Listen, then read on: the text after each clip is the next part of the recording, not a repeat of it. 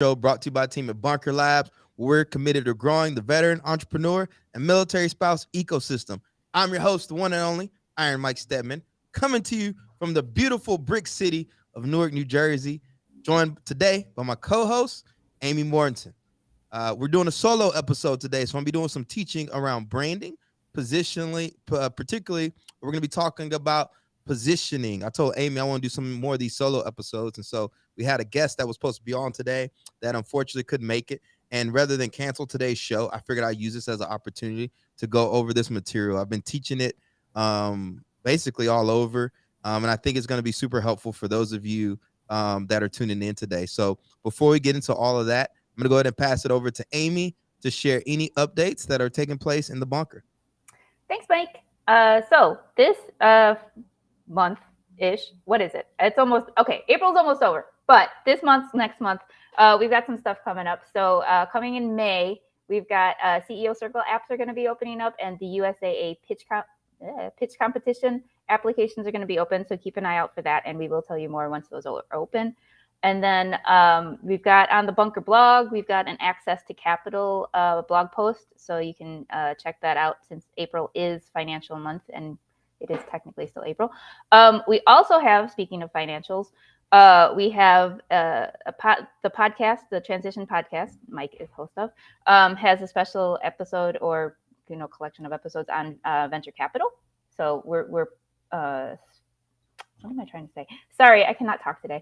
We're featuring that also on the blog. And then finally, again, more money stuff.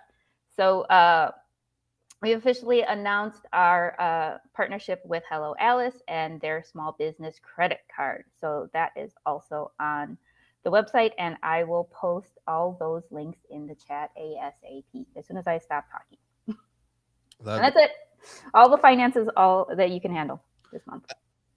While we're waiting to get started, for everyone tuning in, please go ahead and drop in the chat where you're dialing in from today. I always love seeing that. Love seeing some people keep showing up repeatedly. My man Josh, shout out to you. Now, Amy, one thing I was looking on the internet was last week, Rice University had their veteran pitch battle. That's something I haven't gotten to participate in. I haven't gone down there yet, but that might be something I need to put on my calendar for next year, because so many people were hitting me up and were like, Mike, are you going down to Rice for the event? And I think it's pretty serious, man. I think they have, they've been like a kingmaker or queen maker in the veteran space for a while. Yeah, looks like, yep. I don't know if that's in our calendar, but if it's not, we will definitely add it to the calendar on the blog of pitch competitions. Yeah, it was definitely on the that pitch list. And I mean, we still have half a year, a little bit more than half a year to go. So make sure y'all are checking out that blog post and passing it around. All right. So today we're going to be talking about we're going to be doing a quick overview of how I think about brand strategy, in particular positioning. And I think this is going to help a lot of you all out there, particularly when it comes to lead gen and everything else. And so what I want to do is I want to go ahead and make sure I can share my screen. There you go. All right. Can you see my screen, Amy? Yes, I can. All right. Hopefully everyone can. Perfect.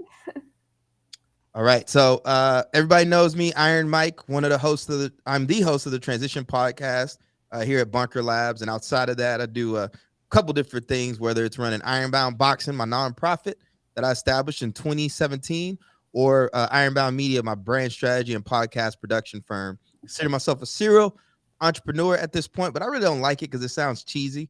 I just create profit centers for myself that allow me to do work that fills my soul. So what we're going to be talking about today, again, is brand strategy. But before we do that, I want to go over this framework that I constantly pound pavement on over and over again, because this is something I didn't realize when I started my entrepreneurial journey back in 2017 with Ironbound. So this is the 5 stages of small business growth. And it actually comes from a Harvard Business Review article that was published in like 1983. And then it was since rebranded by Michelle Warner, a business strategist and business coach who actually had on a Transition Podcast. And one of the things she does is she breaks down the entrepreneurship journey into 5 different stages. Stage 1 is validate. So do you have something that people are willing to pay you for? Stage 2 is sales. This is where you're like, okay, you've validated that there's a market need for what you're offering. And now you want to focus on getting repeatable sales, that recurring revenue.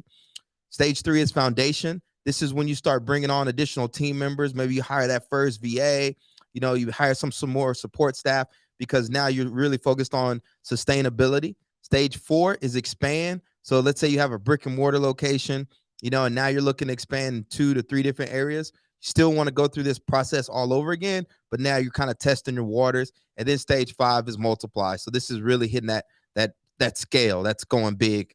Now, one of the reasons I like this is because depending on where you're at in these different stages is really going to dictate your strategy. And this actually lays out a roadmap ahead of what your entrepreneurial journey is going to look like. Now, it looks simple, but it sure as hell isn't easy. But one thing I see repeatedly in the bunker, particularly in early stage, for early stage entrepreneurs, is not making sure that you're nailing stage 1 and stage 2. And that's validating your business model, right? And stage 2, driving repeatable sales, because people love to do pitch competitions. They love to bounce from program to program, and they're stuck on a hamster wheel, right? They're not really making any progress. And the reason businesses fail primarily for 2 reasons. Number 1, no market need. That means nobody's buying what you're selling. And then number 2, they run out of cash. All right. So most of you all are going to be a bootstrap entrepreneur.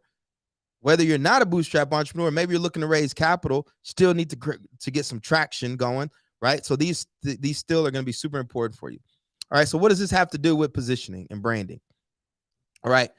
One of the things that you've got to decide from the very beginning with your venture is, where do you want to play? And in particular, I'm talking about category. All right. So there's a book behind me called Play Bigger, How Pirates, Dreamers, and Innovators Create and Dominate Markets. And one of the things the book introduced me to was this concept of category design. So a lot of times we think we come up with this great business idea because that's what everybody sold us on. I've a person and I come up with this problem, right? Well, I've identified a problem and I want to come up with this business solution to solve it. That's great. But before you do anything else, we need to think about, number 1, positioning first, which comes in the category. Then we're going to do branding, and then we're going to do marketing. Okay. So first thing we got to do is position our products or service in a market with strong demand. So what does that look like? All right. So I'm going to use ketchup as an example. Okay. So, because this is how consumers think. A lot of times we think we're like super innovative. We've got this new product or service that's going to disrupt the industry. But then you show up to the market, or you show up to a pitch comp, or you're in your little cohort in the bunker and you start talking about it, and nobody knows what the hell you're talking about. Right. Or better yet, they don't know what your product or service does. Because what you've got to learn to do is you've got to learn to position your products or services based off of what people already have in their minds initially, because they're going to try to figure out a way to position you. So let's use ketchup as an example. Okay, so you go to the store and you say, all right, I'm looking for some ketchup. The first thing you're going to do is you're going to look on the aisle and you're going to look for the condiments aisle. And then boom, you see condiments aisle. And then you're going to go down that aisle and then you're going to look for brands. Now, what brand is probably going to pop up? Number 1, Heinz, right? Because Heinz is the category king, right? So for you, before you do anything else, you need to figure out, like, okay, well, where am I showing up, right? I created this new innovative product to say ketchup, but I already know Heinz is the category king, right? So maybe I'm going to offer some sugar-free ketchup. And I think of Abe, Kmark, and True Made Foods, right? Maybe you're going to offer some gluten-free ketchup. I don't know, right? But the thing is, you need to know in your mind about, like, how are consumers going to position you? Let's break it down some more. All right. So when you're showing up to market with a product or service, you have 3 options. Number 1, you can go head to head with an established player. This is like trying to outcoat Coca-Cola or out-tiff Tiffany's. We think of like luxury engagement rings. Number 2, you can niche down in a market with existing demand. So let's say you're a digital marketer and you're going to do digital marketing for funeral homes in the New York City metro area. Okay, so that's an example of niching down. And number 3, you can create a new category altogether. All right. So when you think of new categories, think of like customer resource management, right? CRMs. Nobody knew what the hell a CRM was really until Salesforce really started pounding the pavement on that. Or you think about social media, right? Nobody knew what social media was until Facebook really start pounding pavement on it. Now, there are some of these categories were established early by companies like MySpace, but the category king blows past them all, right? The problem with option number 3, though, is it takes a lot of time, it takes a lot of money, and most people are not willing to go the distance when it comes to creating a new category. So for most of you tuning in today, your option really is probably going to be number 2. You really want to start niching down. Now, you can introduce a new category eventually, but depending on where you're at in your entrepreneurial journey, whether you're bootstrapped, etc., right? I really want to encourage you to at least start niching down, at least with the beachhead market. All right. So once you decide what option you're going to do, you're going to go head to head, you're going to niche down, or you're going to try to create a new category. Now at Ironbound Media, I introduced a new category called dog whistle branding, but I'm really niching down because I'm really just taking advantage of the fact that like a lot of veteran-led brands do invest in branding, they do invest in marketing, and so I just created a new category for myself called dog whistle branding to siphon off some of that demand, which is an option for you all out there. All right, so you got these 3 options, okay? So once you decide what you're going to do, the next step is you want to start by emphasizing the functional benefit. Now, this is where a lot of people make a mistake, right? There's so much noise on the internet these days, right? So you got social media, you've got email, you've got in-person, you got all this other stuff, right? And so people are constantly getting bombarded with advertisement. And when we roll out our new products or services, rather than making it plain, use the consumer. So your functional benefit is supposed to just emphasize what it is you do. Donald Miller has a great framework for this where he calls it the grunt test, right? Can a caveman open a laptop in a cave like 10,000 years ago, look at the screen and grunt out what it is you do and who you do it for in like 5 seconds or less? Now, when you're having trouble articulating your brand, like, oh, we do this, you're confusing people. Just nail the functional benefit. Here's an example, right? I love this sign. Ice cold beer served here. Boom, take my money. If you're a consumer and let's say it's a hot sunny day and you're walking around downtown, I don't know, Miami, and you're looking for some ice cold beer, boom, you see the sign, ice cold beer served here, right? Now, even in a simple statement like this, there's still a lot we can play with, right? It could be ice cold lagers or ice cold craft beer, et cetera, but there's no guessing about what this bar does, right? They serve ice cold beer. And I even think about myself, right? I love drinking coffee every day. And sometimes I'll try a new coffee shop. So I'm walking down the street and those chalkboards are undefeated, right? Ice cold coffee served here, fresh coffee, yada, yada. Super simple. So for you, you want to say, okay, how can I make it plain in terms of what we do, right? Don't try to be too innovative. Just be clear, because clarity, especially today, is going to triumph so much stuff. Once you nail the functional benefit of what you do, the next thing you want to do is nail the emotional benefit. So this is where you take it up 2 to 3 layers and say, okay, how is this going to make my consumer feel once they use our products or service? And in the ice cold beer example, I like to think of redemption, right? So there's a scene in Shawshank Redemption where the prisoners are up on the roof and the main character convinces the guards that if they do a good job and get done in a certain amount of time, he's going to buy them a bucket of ice cold beer so they can sit up there and relax. So the prisoners do it, they nail the job, and then they're just sitting on the roof, just remembering what it was like to be free and just have like an ice cold beer. So when I think of this scene, it's like that relaxation, right? Maybe it takes people back to sitting on the roof after a hard day's work, that feeling of just like being able to relax and, chat with your boys, etc. Right? But you need to nail the emotional benefits. So ice cold, in this example, we have ice cold beer is the functional benefit, selling ice cold beer, but the emotional benefit is kick back, relax, and enjoy a nice fresh sud or something like that, right? Super simple. And like, here's an example, right? I was in Jamaica, I think in January, had me a nice little red stripe right there on the beach. And when you think of categories, right, there's a bunch of different beers available. But when I was in Jamaica, I wanted a red stripe. Why? Because in Jamaica, red stripe is the category kings of beer. If you want a Jamaican beer, 99% of the time, you're going to want to get a red stripe, right? So This is basic positioning. All right. Now, the reason this is important is once you nail that, okay, so you understand how you're showing up to market, you understand your functional benefit, and you understand your emotional benefit. All right. Now we can actually start going out and driving sales. And it all starts by understanding, number one, who is your perfect customer for this product or service? And your perfect customer is someone that is willing to pay your premium for your product or service, tell everyone how amazing you are, provide a constant stream of warm referrals on your behalf, and most importantly, they actually make you enjoy being an entrepreneur, right? These aren't the kind of customers that when you see their email hit your inbox, you feel that sense of dread or anxiety, or you don't want them calling you. These are people that light up our souls, right? So you got to understand who your perfect customer is. Once you do, you say, okay, what is my tactical advantage with this perfect customer? So I use this example of, I really like working with Service Academy grads, mainly because that's my background, right? I went to the Naval Academy. We speak the same language. I understand what it's like to transition out the military, start a business, et cetera, et cetera.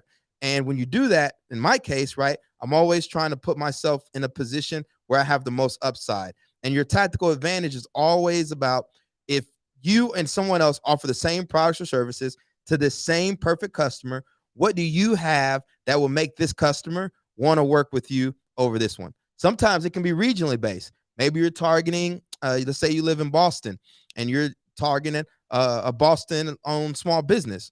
Well, you're Boston-based and your competitor isn't. Boom, that could be a tactical advantage. So what you want to do is you want to read the market and understand what your perfect customer values. That's really going to be key there. All right. Once you understand your tactical advantage, now you need to start communicating this. All right. And how do you communicate it? And what you do, this functional benefit, these emotional benefit, you need to pick a whistle. Okay. One thing that we get questions a lot here at Bunker is, okay, I need to do digital marketing. Do I need to be on Instagram, TikTok, Snapchat, WhatsApp, whatever, all these different channels that are starting to pop up now. And it all comes down to, it depends. And what does it depend on?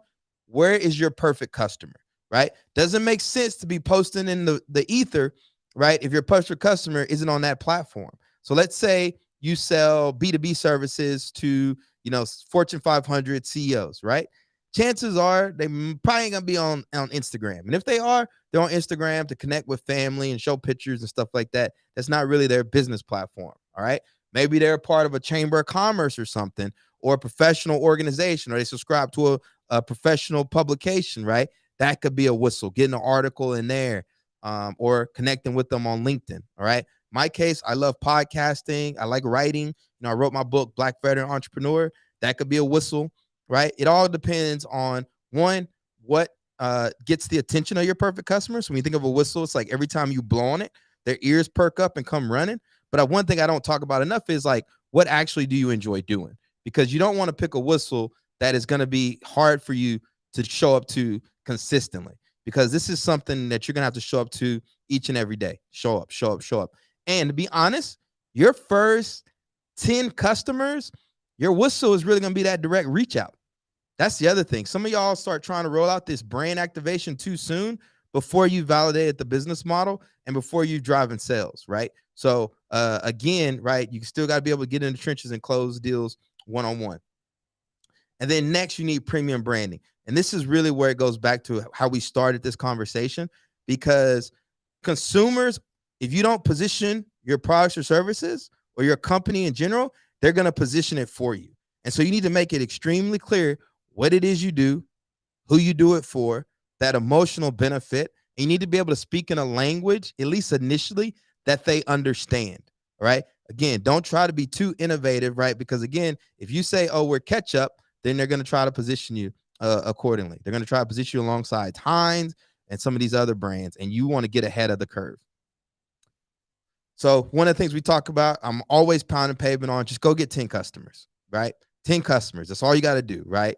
And then once you get 10 more and work yourself up to 100. When we get to 100, try to get to 1,000. And it really comes down to creating that list of those perfect customers that we talked about initially. Many of them are going to come from your own personal network. Maybe they'll come from associations that you're a part of, but you need to create that list and actually go out there and start jumping on what we call fit calls, right? So maybe you could jump on a 15-minute call with them, to understand, what it is that they do You can articulate what it is you do and see if there's some synergy there to support each other. The same thing if you're selling a CPG product, right? I know everybody wants to jump online and start just posting on Instagram and TikTok, whatever. But again, that's marketing. That ain't necessarily sales, right? I want you to constantly drive home the sales aspect of it. Now, this is something that I learned that's super helpful for me early on is a Trojan horse. So in the early days of launching your venture, right, you're trying to get some traction. Nobody really knows who you are or what you do. Don't sleep on partnering, or not partnering, but finding a channel partner. So in the services case, what it looks like is, let's say I want to work with a big client like Prudential, which is across the street. Joe Schmo just starts his business, right, out of his 1-bedroom apartment. Might be hard for him to get Prudential right out the gates because, I don't have any necessary relationships there. And also, one thing you don't want to do is you don't want to get this big client out the gate and you're not prepared to deliver the value that you're promising because you don't have the back end set up and this is your first time, et cetera, et cetera. So a Trojan horse would be someone that's already serving that client, right? Let's say another marketing firm, and they need your skill set. So in my case, they would say, hey, we already have this client, but we don't have podcasting. We would love to work with you to provide podcasting to them. Now, they're going to take some margin from you, but what it allows you to do is it allows you to actually get some reps in, right? It allows you to build some credibility with that organization and before you step out on your own. And so I always encourage people to say, hey, what channel partner opportunities are available? If you're a maker, right? That's why pop-up markets are so cool, because if you just go in your neighborhood and just set up a stand and try to sell your product, right, probably not gonna get good foot traffic out the gate. No one really knows who you are. But if you can establish yourself through an organization that has a lot more brand credibility, in our case, I'm gonna shout out to Veterans Growing America, right? That's a brand that people already know, like, and trust. So if you have your pop-up there,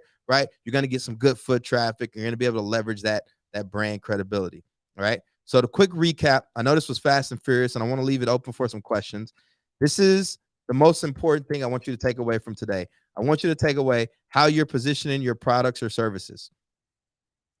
People get this wrong all the time, right? And you try to put yourself in a market that you have no chance of winning in whatsoever, right? I don't want that to be you.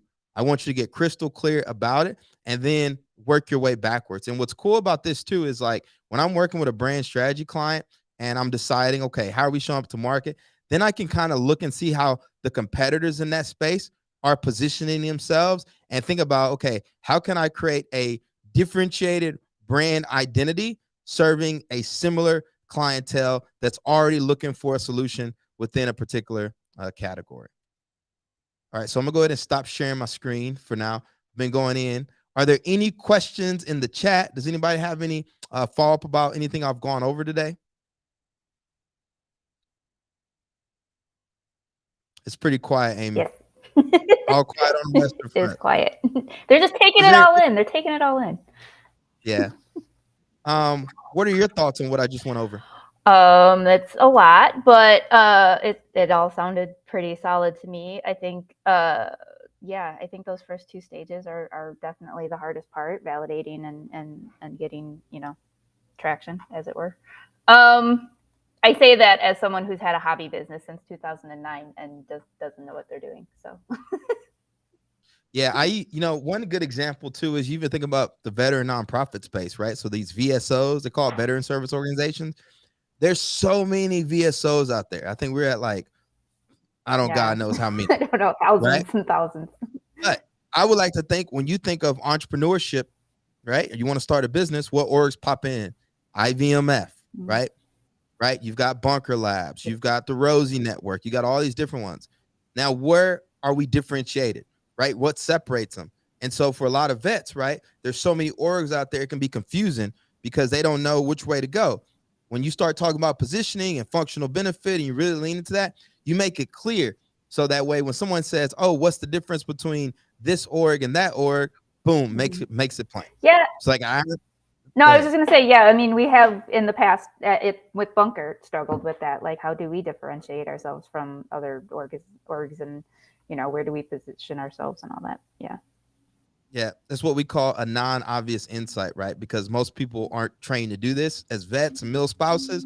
This is a skill set you actually have to learn. It's not something that you're going to learn in your typical incubator or even just reading your average business books, because they don't cover it. But what one book that does cover it is obviously Awesome by April Dunford, How to Nail Product Positioning so customers get it, buy it, and love it. This is a great book. April actually teaches how to do positioning. There's another book called Positioning, The Battle for Your Mind by Al Reese and Jack Trout, which is a great book. But one thing that April criticizes is they go over an overview of positioning, but they actually don't show you how to do it. And this is what book actually breaks it down. I'm on like my fourth read of this one. I actually lost it. I had it highlighted up and everything. I couldn't find it. And I'm actually doing some positioning work with some clients now. And I was like, man, I need my book back. So I had to go ahead and order another copy. But this stuff is super important. If you're having trouble closing sales, right? If you're having trouble articulating your value prop, there's chances that you just have a weak positioning. And so you need to level it up, right? So review the slides that I went over today. Again, this video is going to be available on YouTube. I think I did another one of these talks with IVMF as well. But this is something I'm going to be pounding the pavement on. Next time I do a solo episode, I think I'm going to go over some lead gen for you all, because at the stage most of you are in right now, you got to drive sales. That's really what it comes down to. And you're always going to have to drive sales. When I think about my peers in the bunker, that I came through with in 2017, and the ones I've seen that have just kind of stuck stagnant, it's because they do the pitch rodeo, right? You can only pitch so much. You got to get out there and actually start driving sales. And so hopefully what I went over today was super helpful. Yeah. Before we wrap up too, I want to make sure y'all check out the Transition Podcast. I've got some monster episodes for you. I'm trying to remember who I had on recently. Oh, Brandon Shoulders from Freelance Corporal. Great human. Got to meet him at the Milvet Startup Conference 2 years in a row. And he's got a real interesting story because he came into entrepreneurship like most of you, just trying to solve a problem, doesn't have a business background, was actually studying psychology after he got out the Marines. And so great episode on there. And again, there's just so much great information that we've been able to push out through that medium. So I want to encourage you all to make sure you subscribe and check it out. And I also want to acknowledge our sponsors for the Transition Podcast, which is the MetLife Foundation, for making it possible. We appreciate y'all for tuning in today. Until next time, peace, love, and have a great